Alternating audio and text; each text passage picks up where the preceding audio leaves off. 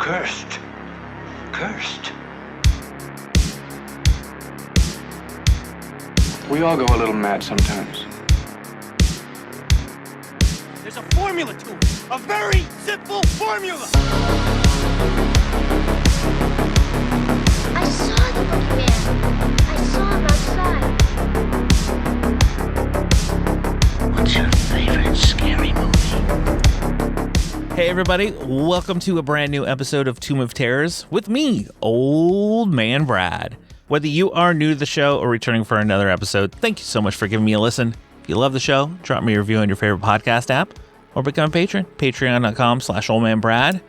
And also make sure you follow me on Letterboxd. Just look for Old Man Brad so you can see all the crazy watches I do. So we are just still at the beginnings of my year of Paul Naschy. I'm going through every month a new film that Paul Naschy put out, having a guest on every month. I will be doing additional episodes over on Patreon, other Paul Naschy films. We're in the third month and our third Werewolf movie, because he did quite a few of those. We're going to be talking about Dr. Jekyll and the Werewolf, or Dr. Jekyll El Hombre Lobo. And my guest this week is Brett from Dissect That Film. I was like, you know what? Brett needs to watch some werewolves and some Dr. Jekyll. And how you doing today? I'm doing great, Brad. I'm here because I'm happy to talk to you. Am I happy about the movie we're about to talk about? Uh-oh. That is yet to be seen.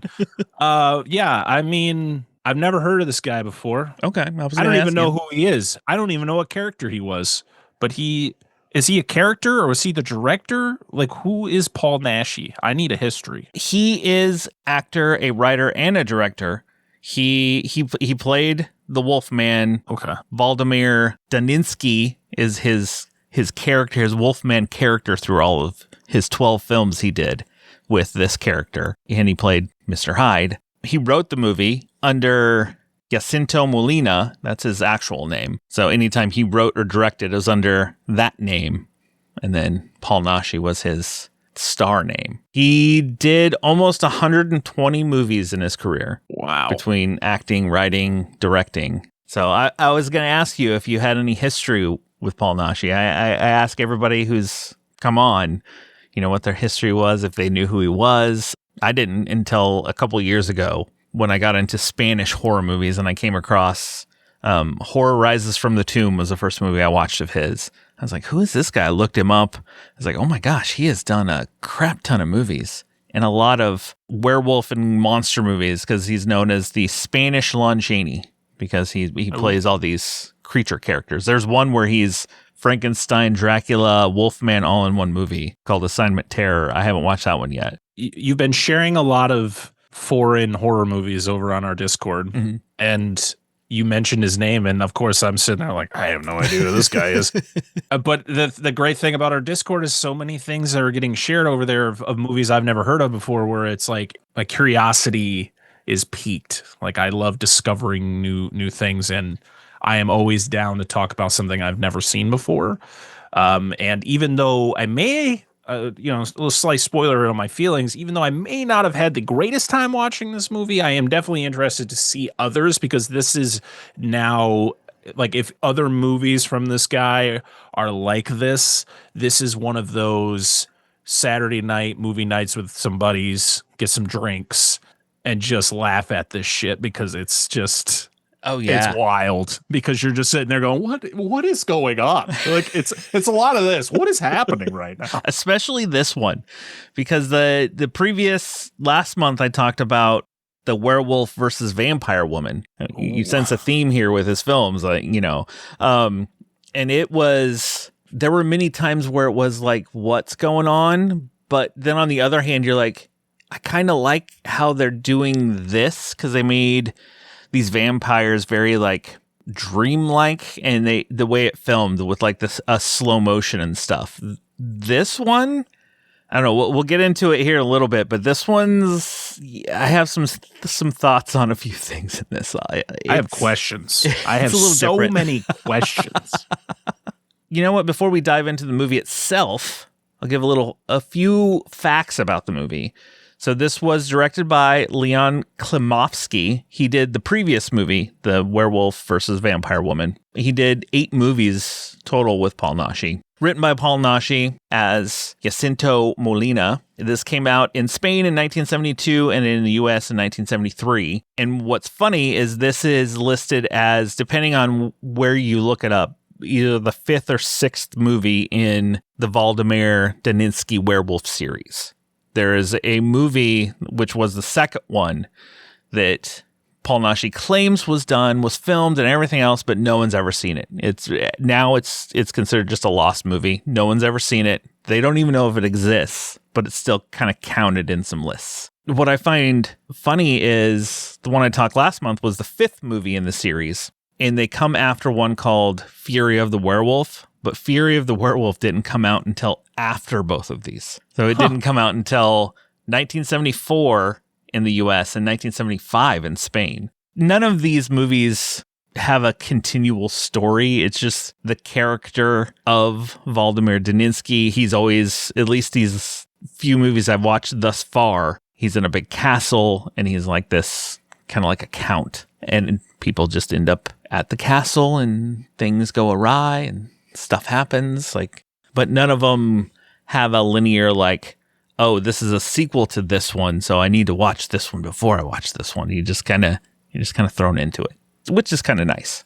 Which is good. I would hate to try to keep track of everything that's going on if this was a continuous franchise. What did he do 3 movies ago? And there are multiple versions of this movie because of censorship in Spain at that time. Whenever there were nude scenes, they would film the nude version of the scene and then the clothed version of the scene. So I have the Blu-ray for this movie and it has both versions on it. And I watched scenes from each. And I'll just say every woman in this movie ends up having her breasts exposed at some point. Yes. In the clothed version of the film, I'm like, why did we need to have this nude piece? We'll kind of talk into that a little bit. Yeah, I don't know why it was needed, because the previous movie was the same way. It had 2 versions, a clothed and nude version. That's how they say the... Yeah, based on the attack and how it all happens, you're going, why is he doing this first before he attacks? I don't get it. But it's just I think it's nudity for the sake of nudity. That's it. Pretty much. I guess before, we known under multiple names as Dr. Jekyll and the Werewolf, or Dr. Jekyll and the Wolfman, also known as Night of the Bloody Wolves. Or Dr. Jekyll versus the Wolfman, or versus the Werewolf. Yeah. I mean, trying to find this movie was interesting. This was one of those, Brad, I don't know where the hell I can find this movie. I don't know what the name of it is. And the original one I sent you was like a VHS rip off of someone taped it with a VHS and then copied that onto another VHS. Terrible version. It wasn't. You couldn't watch it. If you tried to understand, you can't. If you can't understand what's going on in this movie when you actually see things, you're not going to know anything watching that version. The Fossum version, which is a streaming service I did not know of until probably a month or so ago. Don't watch the version on Fossum.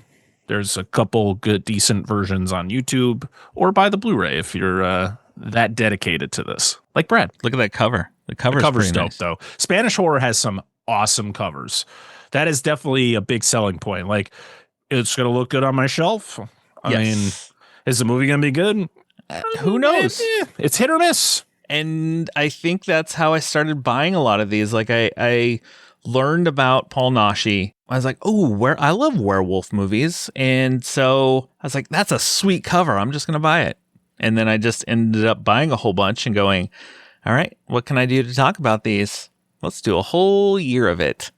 I'm going to make other people watch them with me. Woo! All right, let's dive into Dr. Jekyll and the Werewolf. Just observe the look in his eye.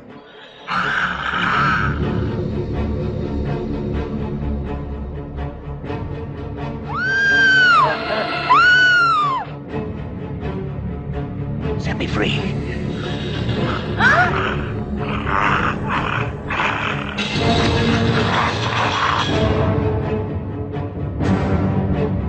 A simple joke. These creatures simply do not exist.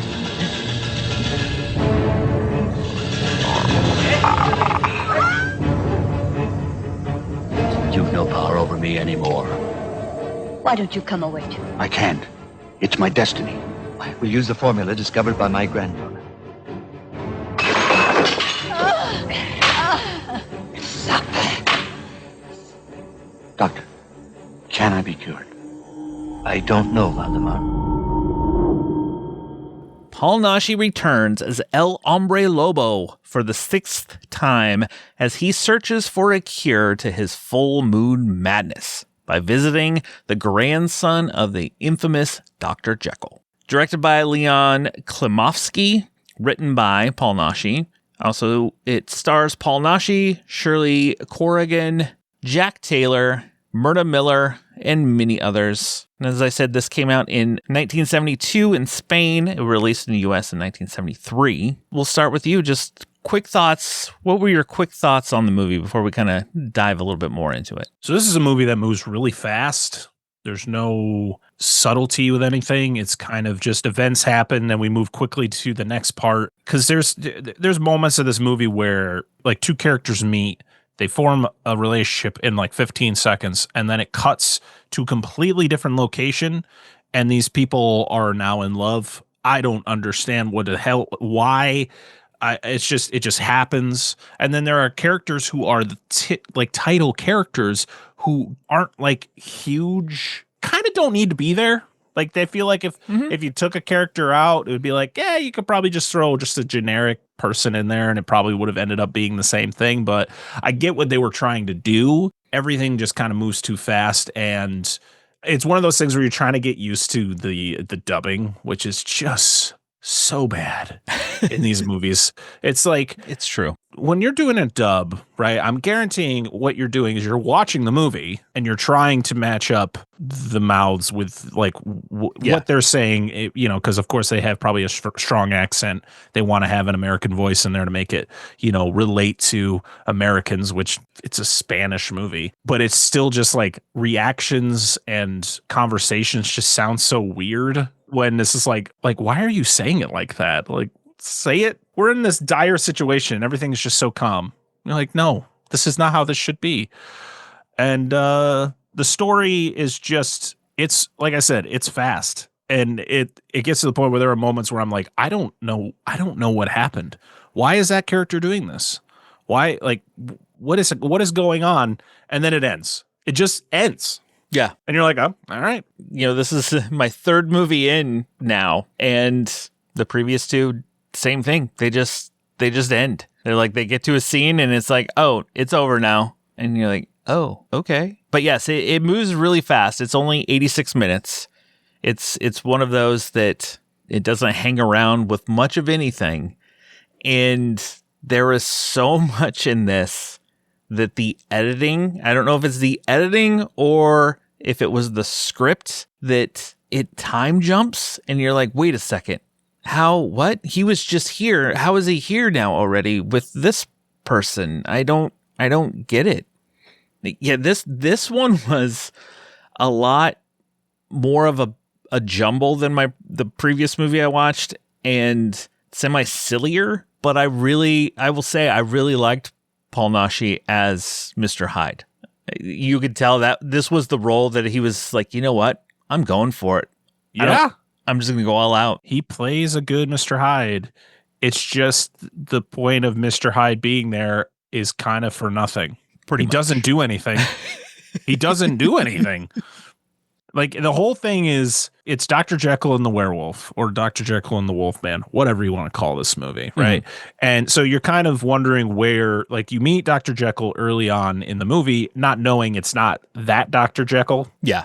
You find out later that it's like his grandson. Right. But he still has the same name, Henry Jekyll. Yep. We meet the Wolfman himself, and this is the character that kind of, like, you just meet in a weird situation for one of our main characters, Justine. She witnesses her husband dying. Yeah, because they're traveling. They want to go to see this cemetery, and you know the husband's like hometown or something like that, or home village, and there's or this whatever. Castle out there. Yeah. And when they get there, planned honeymoon, by the way, they're out in the middle of nowhere, and then all of a sudden, these dudes come to try to steal the car, And he's like, I gotta stop him. And he ends up getting murdered. Right after talking about his parents dying, by the way. He is 15 seconds before this. He is talking about how his parents died from the same situation, pretty much. I'm like, what the hell is happening? And I sat and thought, I was like, well, if you see these guys going after your car, you're just going to be like, you know what? It is what it is. We'll find another way home and get a car. Then I'm like, where did these random dudes come from? This was probably one of the funniest scenes that I found in the movie is when they cut to the bar after with one of the thieves. He's kind of like the head thief, I guess you could say. And he's talking about how I wrote it down. I wrote the line down, what he said, because I just started laughing, where he said they looked rich. So he thought that he was going to make a bunch of money off of them. And I'm like, really? Were you just stalking? Because another guy, whatever the old dude that's with him, is like, I told you guys not to go out by the cemetery. Yeah. And then he starts going into this whole story of the creature and the witch woman, and they live in this castle. It's like this big tall tale, I guess, or like the legend. Yeah, there you go, the legend. Yeah. Everything in this village moves so fast. Yes. It's like they attempt to rape her. She gets rescued by, I can't remember the guy's name. The guy who becomes the werewolf. Waldemar Daninsky. Waldemar. Because what's funny is they couldn't set these films in Spain because of the government regime in Spain at the time. So he's Polish. And that's how the name happened. Okay. Well, Waldemar rescues her, carries her into the castle. She wakes up, she's in the castle, and she's in different clothes. So it was weird that like she rescues her from being raped and then like creepily changes her while she's sleeping into like this almost black laced dress. Although that scene is the way when it cuts to that, the way some of the scenes in the castle are lit, where it's very hard shadows and the candlelight look cool. Yeah. Before, you mentioned these thieves, they rape her. So I said there's two versions of this movie. There's the nude version and the clothed version. And because the only one that has like the proper version is the clothed version that got the scan and the good release. In this one, they were trying to piece together the export version. That's what I got. What was exported out of Spain. Piece together those scenes. So anytime it goes to when a nude scene is coming, it's like this awful 16 millimeter dark grainy version of whatever source they found it from. So you're sitting there going, yep, he's going to rip some clothes off here in a second. And that's what it always was. Like they just go up to whatever woman. First thing that happens is they just rip the shirt so that her boobs hang out. They rip the same way every time. It's literally every time to them. They do this, and then whatever happens next. Every single woman in this movie has that happen to them. And I'm like, this is pointless. Yep. Because I watched that version. And then I went back and watched those particular scenes in the clothed version just to see. And I'm like, these get the point across and do exactly what it needed to be. You didn't have to rip their clothes off. I don't know if it's appealed to sell more of like, ooh, it's got boobs in it. 100%. That's 100% why a lot of these horror movies were doing that, was because they knew they had the audience for it. Yes. And it didn't, knowing that there's this other version. Yeah. And watching the other version, it's the same scene, same impact, same everything. I'm like, it was unnecessary. Yep. But she wakes up in this castle. You meet Vladimir, the witch, the one that they consider the witch, right? Yes. Because she lives in the castle as well.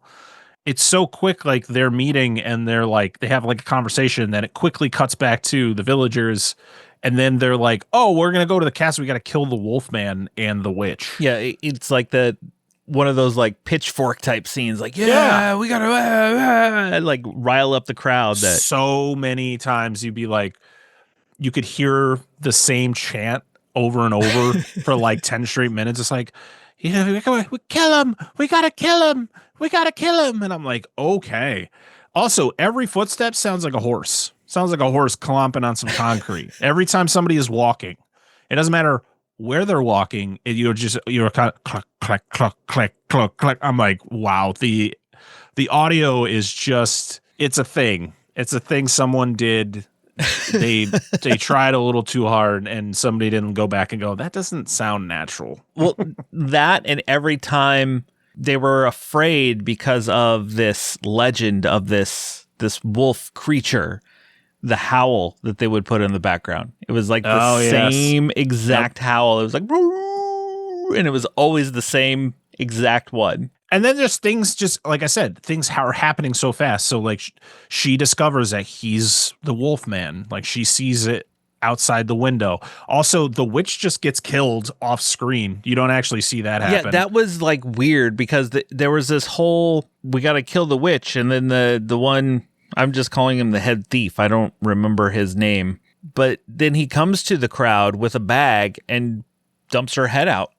Yeah, he just has it in her hand. He's just like, I got the witch. She's dead now. And there's no scene before that he goes to attack her.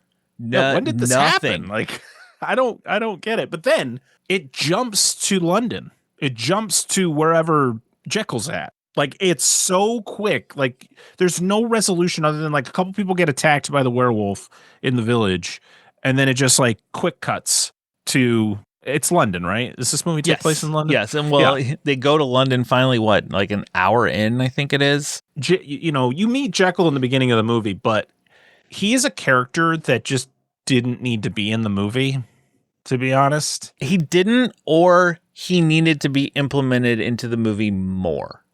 Yes. Because his reasoning for being there is because he has, the serum that his grandfather had, that would bring out the Mr. Hyde. And so their whole thought was with this wolf man, if we inject him with that, like there was this whole thing of internal battle. Yeah. And as it wears off, if they do the antidote, like they could cure the wolf. The lycanthropy, I think is what they call it. Yeah, it's like pretty much Hyde.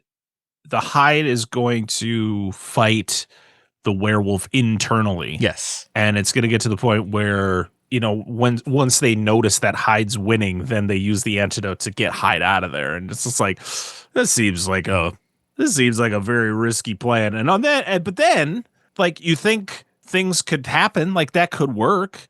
And then, like, Jekyll's assistant's just like, nah, stab you in the back. Yeah. I betray you. And she's like, so was she working with Hyde? I don't know if she was working with Hyde or if she wanted the Hyde character to always be. I didn't understand. But this Jekyll wasn't Hyde. This Jekyll never turned into Hyde. He always talks about the fact that his grandfather was the one who dealt with it. Yeah. He doesn't deal with it. No. There's never any maybe he does, but there's never any mention that he turns into Hyde. No. Like he turns into a Hyde.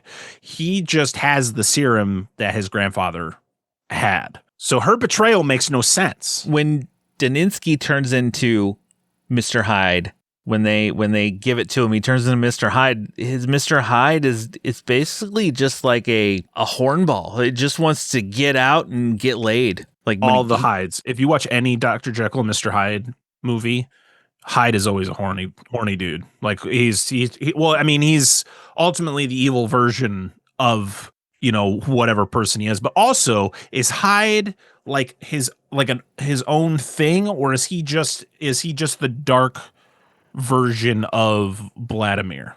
Because he seems to have, because he has like he talks to himself like he has been asleep.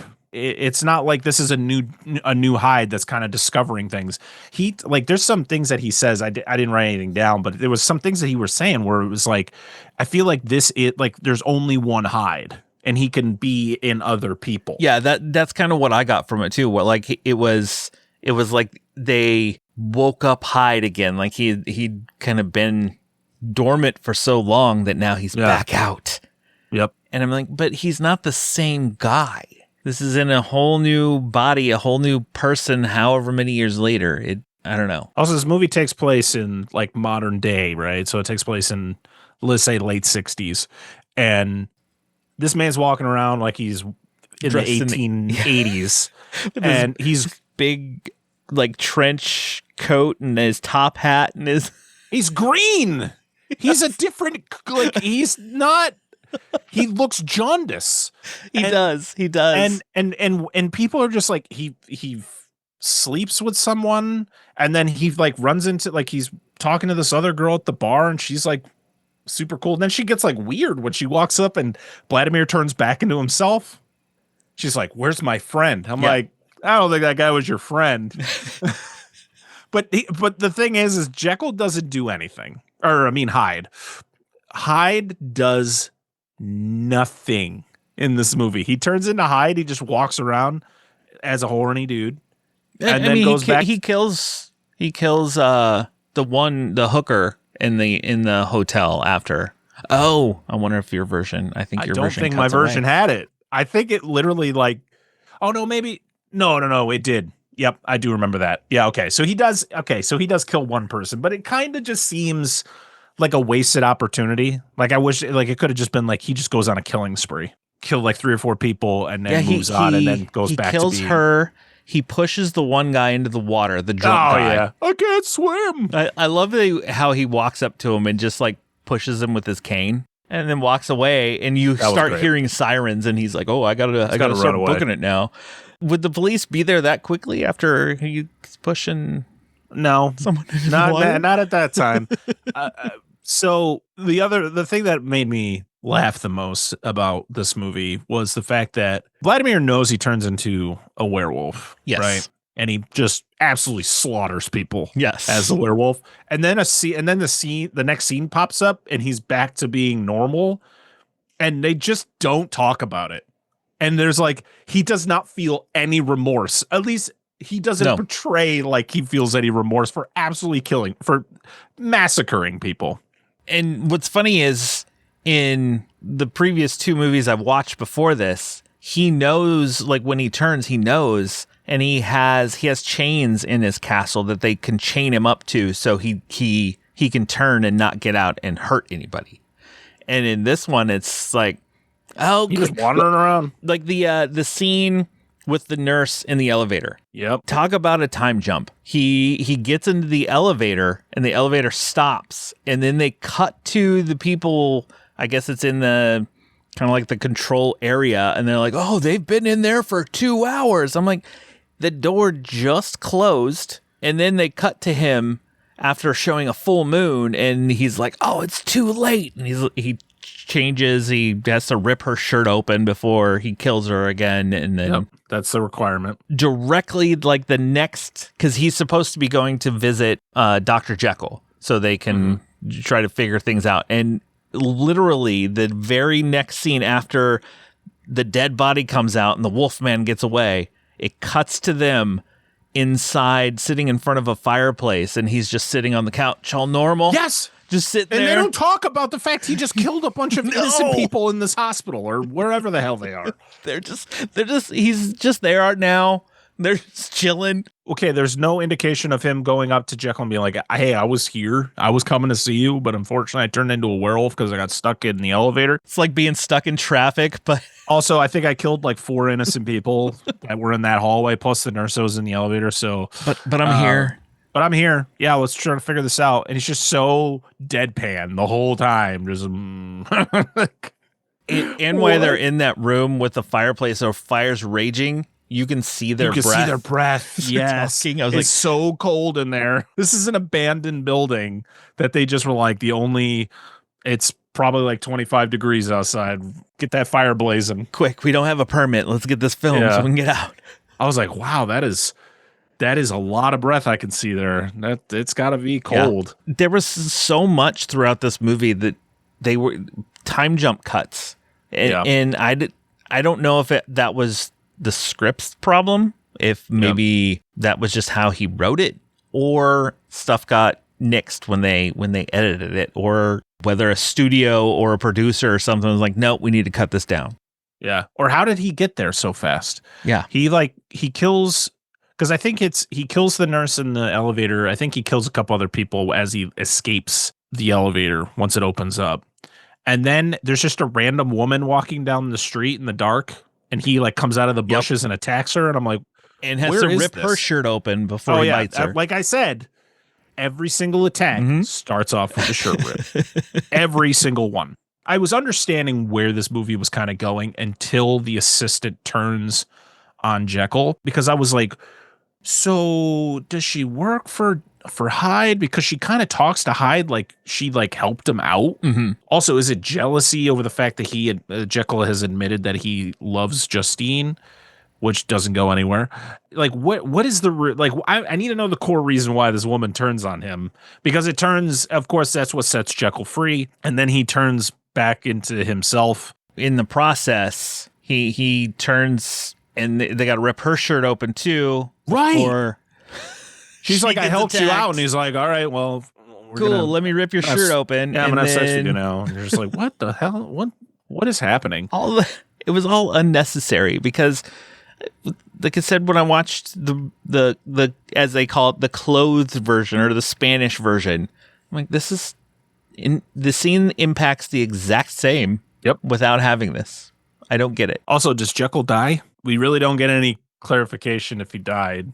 He gets stabbed, and like Justine talks to him in his bed, but you never see him die. She kind of leaves, and then it's the whole like final showdown between her and Vladimir, as he is now back to being the werewolf again. The wolf.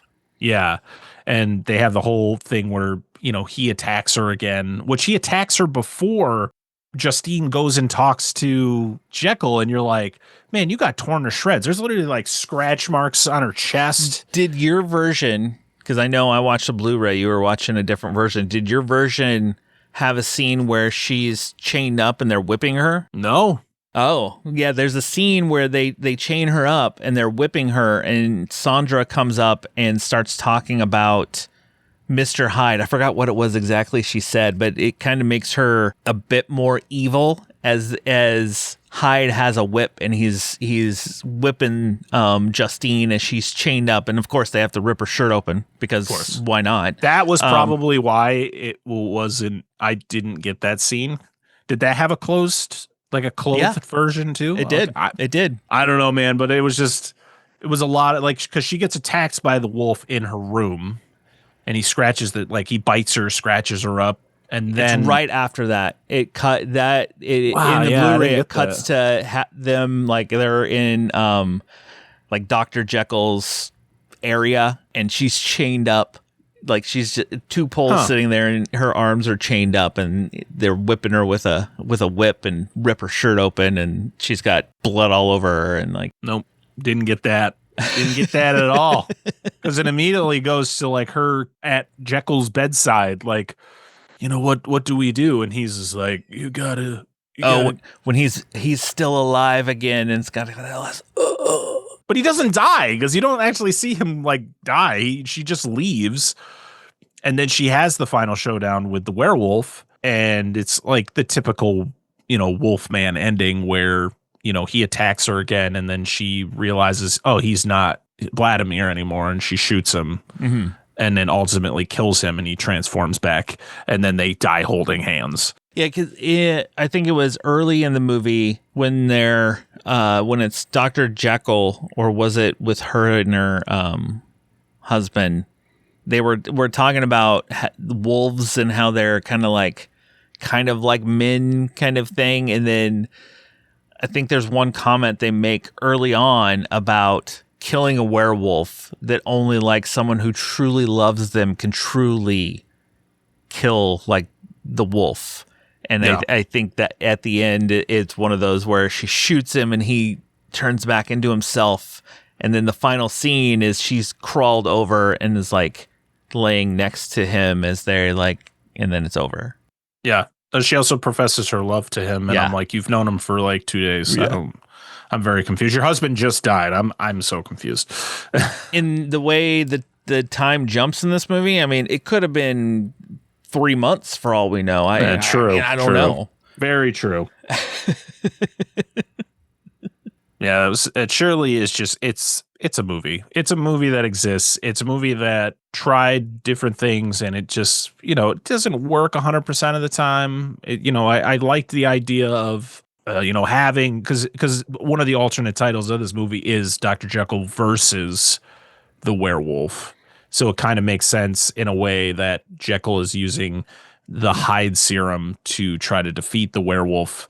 I kind of wish it was like an actual fight between Jekyll turns into Hyde and then he fights the werewolf, and then it kind of could be like one of those like it's never gonna end. They both can't die or whatever. I don't know. But the fact that like Jekyll just kind of gets like bye, like he's dying in a bed, and then Hyde's there. Hyde is in this movie for maybe 5 minutes. Maybe. And it's not that long. He shows up for like the last just a little bit of the movie. Yeah. That's what I thought. Like you're getting Dr. Jekyll and the werewolf. I thought, even from, the cover of this Blu-ray that they were going to like square off, and Mr. Hyde and the werewolf that were chain scene is on the cover, and I didn't even get it. It is.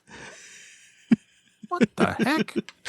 But I thought you were going to have Mr. Hyde and a werewolf fighting each other. I didn't think it was going to be the werewolf turned into Mr. Hyde, which was an interesting take on the whole thing. Yeah, I appreciated what they were trying to do. It was kind of messy. It was kind of like they didn't have enough time, maybe not enough money to do the full like vision of what they wanted with these two characters.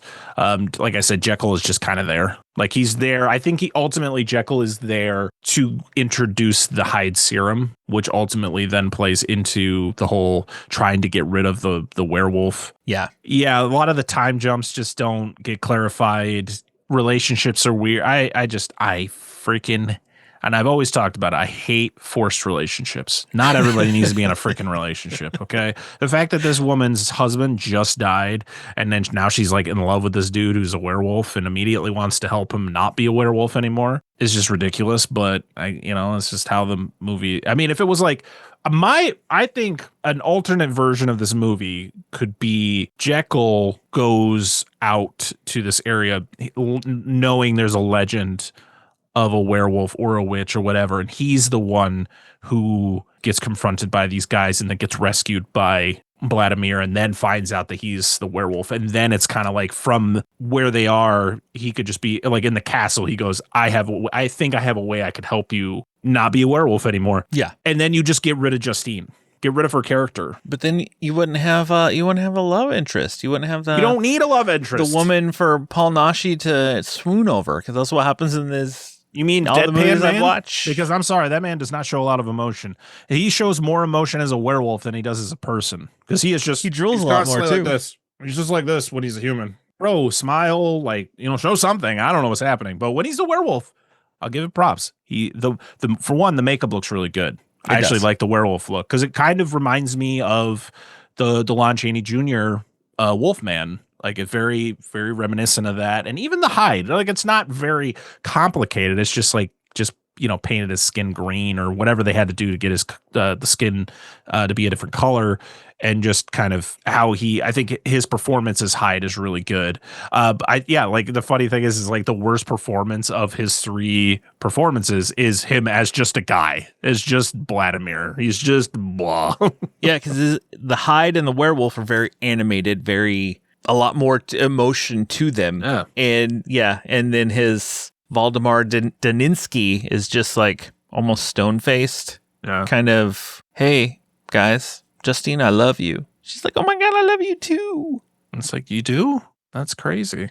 Ultimately, I don't hate that I watched it. It's one of those movies that I'm like, if I just want, like you even said at the beginning, you have friends over, and you're just like, guys, I got a movie for you.